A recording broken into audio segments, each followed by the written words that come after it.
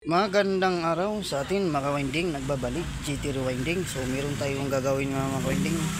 So isang radio to mga winding na Astron Sunmax mini radio. So ang complaint nito ng may-ari mga winding ay walang sound, ayaw tumunog. So ito ay naka-solar na mga winding, with solar na rin siya. Tapos ngayon, so makikita naman mayroong yung indicator light, gumagana naman yung kanyang solar. So yun, kumbaga makawinding, so ibig sabihin nagcha-charge ito. So ito yung kanyang power natin. So yung power off, so i-on natin makawinding. Tapos lipat tayo ng channel. So ito, naka-EM ba ito? FM yun, naka-FM naman siya makawinding, pero walang sounds. So ito yung kanyang solar. So ito yung kanyang battery, ginamit makawinding lithium battery. So makawinding, so buksan na natin to, alamin natin para kung sana magawa natin itong makawinding na ay matesting ng may-ari. Yan, buksan na natin.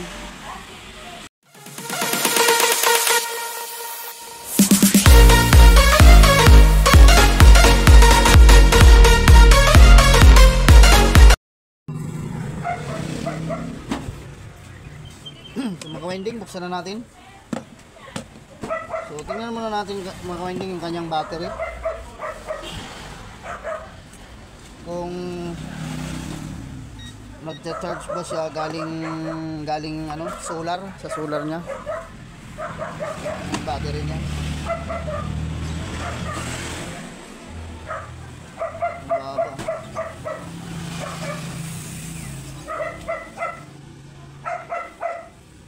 Bilang na din 4.2 mga winding, 4.2, meron tayong 4.2 galing sa solar.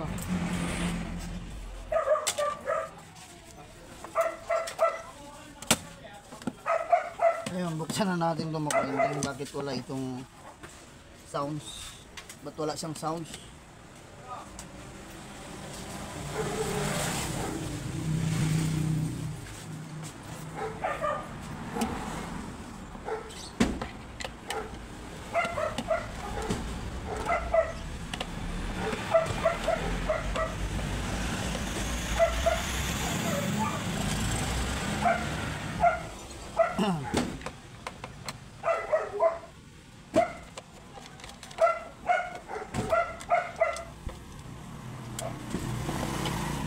Tanggal pa.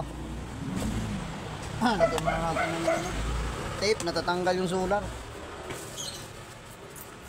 Tatanggal, lagyan muna natin ng tape.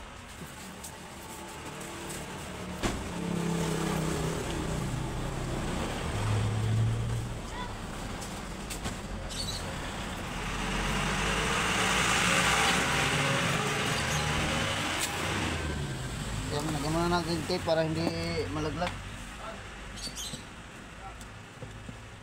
Nalalaglag eh.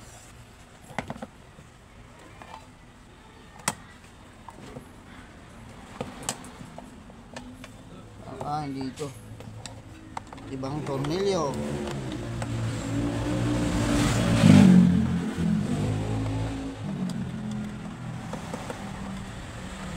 Ay, sumama.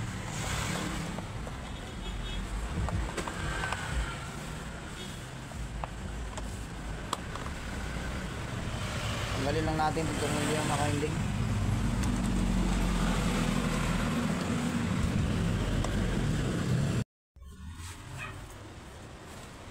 Ayan mga winding, so nabuksan na natin. So nagcha-charge naman kanyang solar, kasi ano naman yung indicator light niya,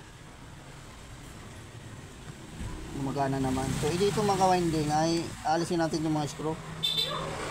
Tingnan natin yung kanyang pinaka switch dito, kasi kadalasan minsan sa switch hindi nagkukontak ito eh. Kaya ganito. So kuha muna ako ng charger mga ka-winding kasi ito yung type C. So kuha muna ako ng charger.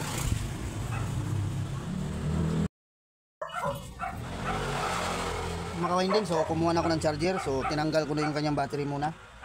So tingnan natin kung magta-charge. Ayan. Bubukas naman yung kanyang indicator light.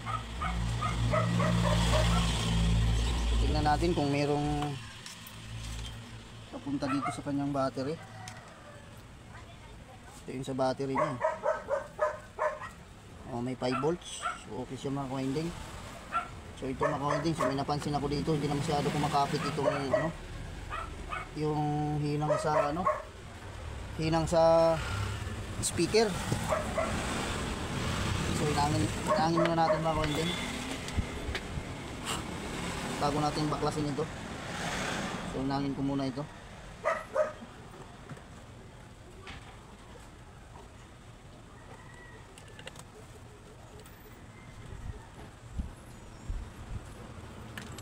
So bago yan check pala natin muna yung battery, yung speaker, kung baka maya sira yung speaker.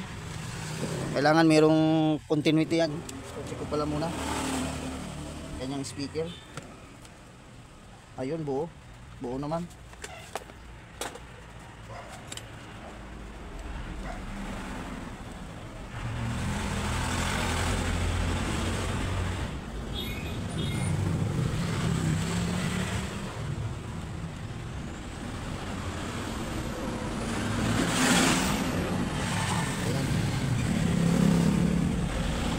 Nangin lang natin ng maayos. Hindi siya magandang ano, tahina. Ba yan?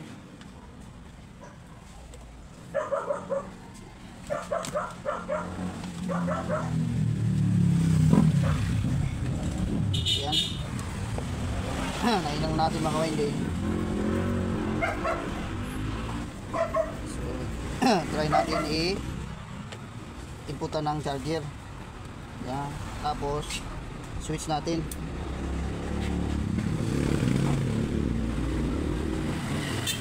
So, wala talaga.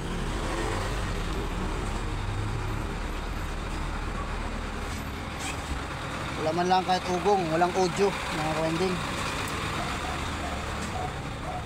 Bunutin natin. So tingnan natin itong kanyang pinaka-contact switch. So baklas tayo, baklas. So babaklasin natin ito. Tingnan natin para makita. Makita ba?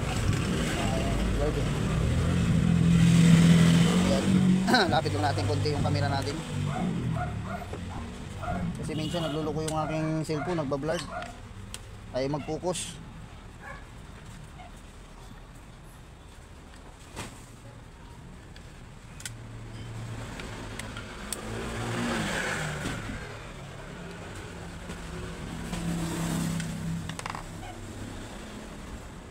Minsan kasi sa mga ano, hinang ang maging problema pag ayaw. O ayaw matanggal. Bakit? Ito nilyo ba yata? Gas.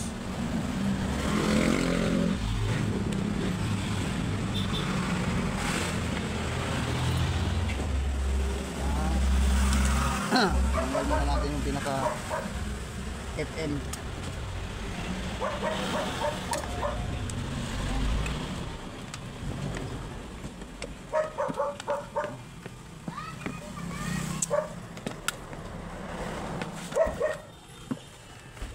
Yun, tanggal na. Oops. Mahirap magbaklas pag ganito. Tingnan natin to yung pinaka-contact switch niya kung naglalapat ba. Minsan kasi hindi naglalapat eh. Pinaka-contact ng ano niya sa supply. Yan. Minsan ang nagiging problema. Ayan.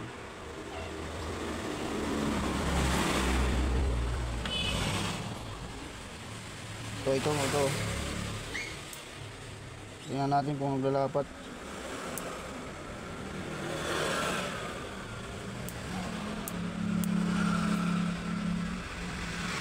minsan pag madumi. Ayan.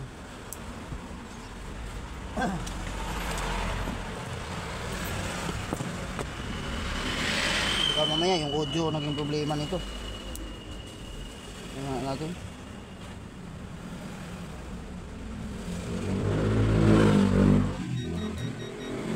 Yan ang sinasabi ko mga winding, oh.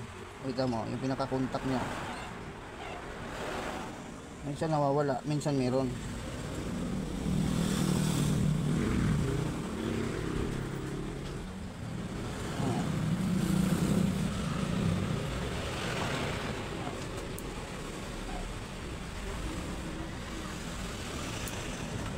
Minsan hindi umaabot yung supply dito.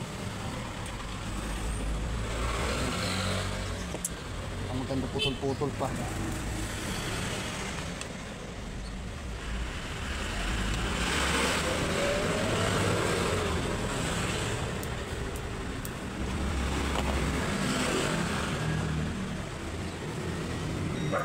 Yan.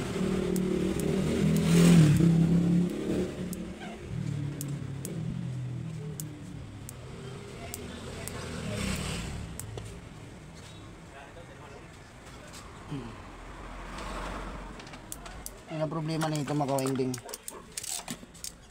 So yan na lang natin tawag nito, linisan. Na pinaka-contact switch na naging problema minsan ito.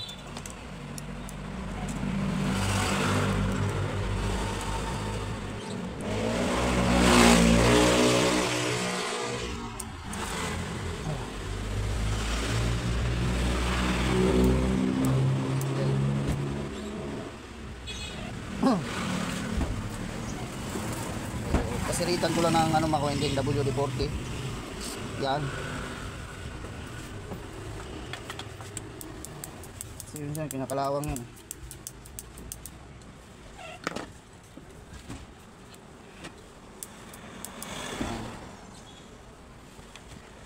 Tapos i-on natin. Tapos saksakan natin ng charger. Tapos sukatan natin ng voltahe. Ayan. So naka-on na yan. Lagay natin sa DC. So body ground. So meron na siyang 5 volts. Ayan o. Dapat tutunog na yan eh. Dapat tutunog na yan. Tapos mag-resolder lang tayo dito mga winding.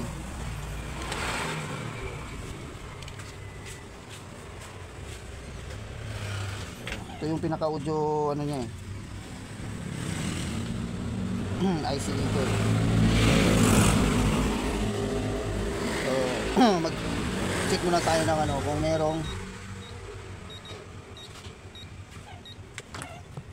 merong short na mga SMD cap. Ayan.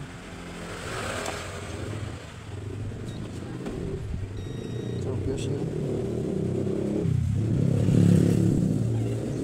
Ayan.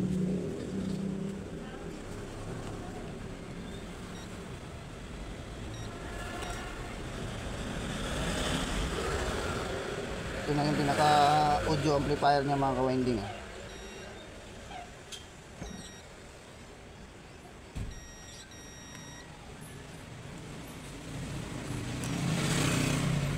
Natin.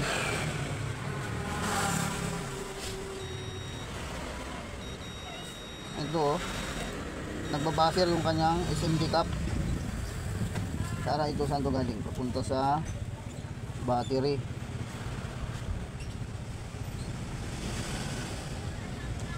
Pag minaliktad, ayan, dapat minaliktad, dapat wala. So, wala naman siya mga-winding, okay po. Yan. Tapos mag-resolder lang tayo dito. Resolder lang natin tong pinaka audio niya mga ka-winding.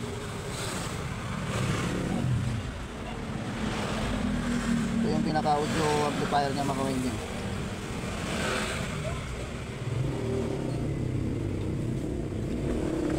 Kulang lang ito sa init mga ka-winding, kulang lang sa init. Yan. Ito yung pinaka-audio amplifier niya.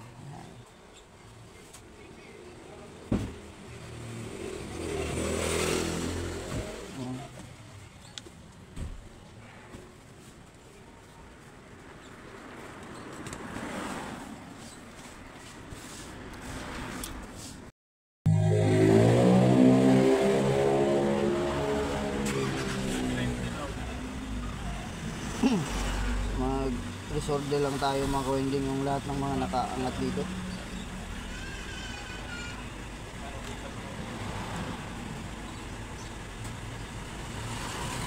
So, ito yung sa antenna. Sa antenna itong puti.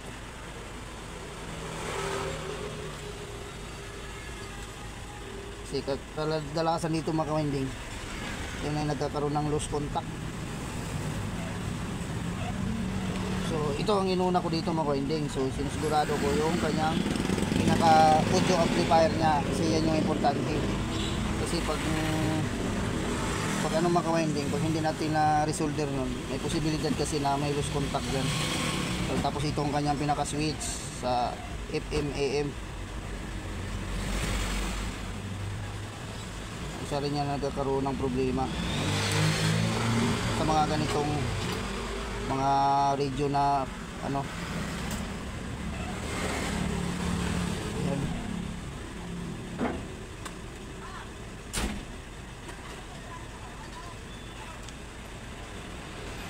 Tapos nasa yung switch ng kabila. So ito yung switch nung ano, sa flashlight naman ito.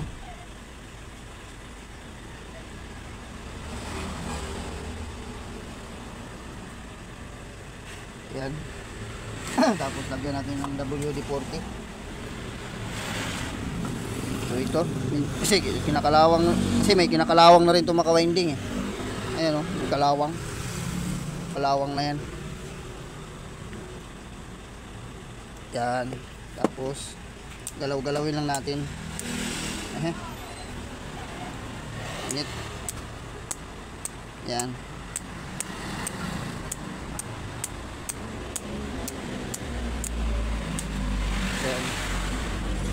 Tapos itong mga winding, yung ilagyan natin ng WD-40, yung pinaka-contact nya. Tapos yung pinaka-audio amplifier nya, yun yung hininang natin mga winding.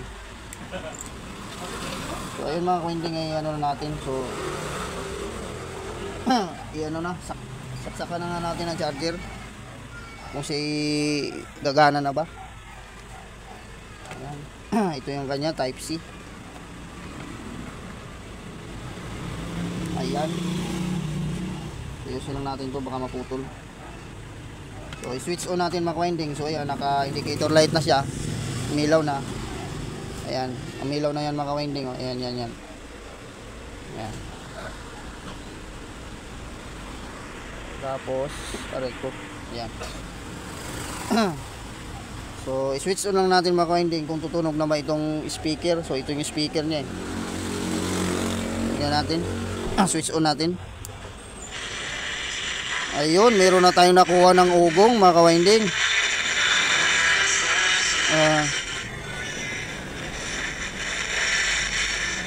Ayan. So ito yung kanyang tuning. Lipat natin.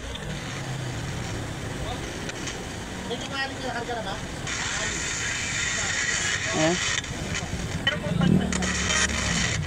Naka-FM tayo. Ayan. Yun. Yun. So inahan lang natin. So yan mga ka-winding. So okay na, napagana na natin yung kanyang radio nung sa may-ari. So ito ay mga ka-winding, ay ang dinaanan na nito ay tatlong technician na ang dinaanan nito ng may-ari.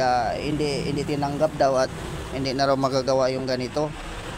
Siyempre pag ganitong maliliit tapos pag marami silang gawa siguro, so hindi na rin natin masisisi yung ibang technician kasi pag marami silang gawa. So ngayon dinala dito sa atin, so wala naman tayo ganong gawa. So ngayon kung siya naman nakapaghintay naman siya kahit kung ilang araw, basta magawa lang. So ito mga ka-winding, so ang naging problema nito mga ka-winding ay yung kanyang contact switch. So nag-resolder tayo lahat.